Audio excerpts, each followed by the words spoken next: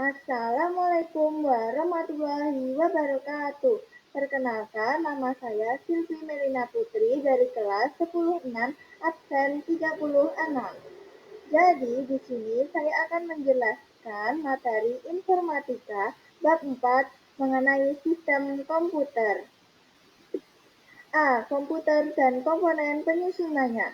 Komputer adalah perangkat elektronik yang menerima masukan atau data, mengolahnya, dan menghasilkan keluaran berupa informasi, teks, gambar, suara, maupun video. Sistem komputer terdiri dari 3 bagian utama, yaitu perangkat keras atau yang dikenal dengan hardware, perangkat lunak, software, dan pengguna. Komponen sistem komputer.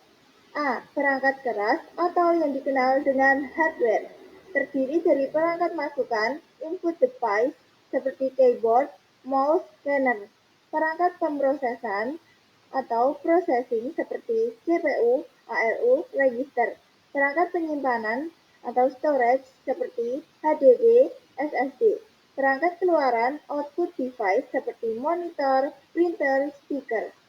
Spesifikasi perangkat keras penting, misalnya kecepatan prosesor, kapasitas RAM, jenis penyimpanan.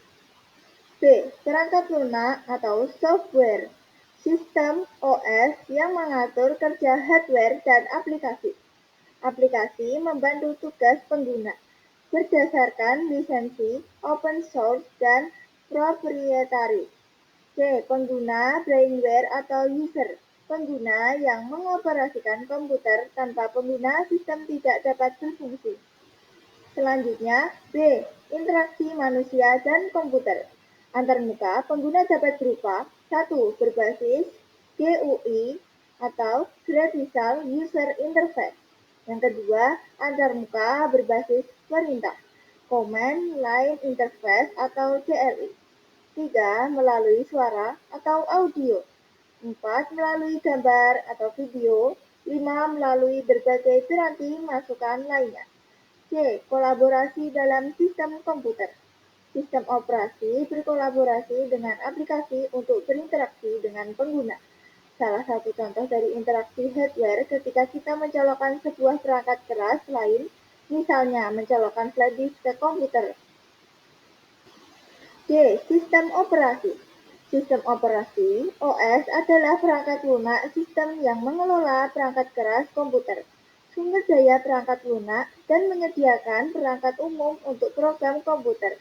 Contoh dari sistem operasi ialah MS, Windows, Linux, Mac OS, Android, iOS, dan sebagainya. Fungsi sistem operasi antara lain. 1. Menyediakan antarmuka ke pengguna untuk berinteraksi dengan komputer. 2. Mengendalikan input dan output. 3. Mengelola perangkat keras dan periferal. 4. Mengelola pemuatan perangkat lunak dan menjalankan perangkat lunak. 5. Mengelola file, copy, save, sort, delete. 6. Menangani interupsi dan kesalahan error. 7. Mengelola prosesor. 8. Mengelola memori. 9. Mengelola keamanan. 10. Menangani komunikasi.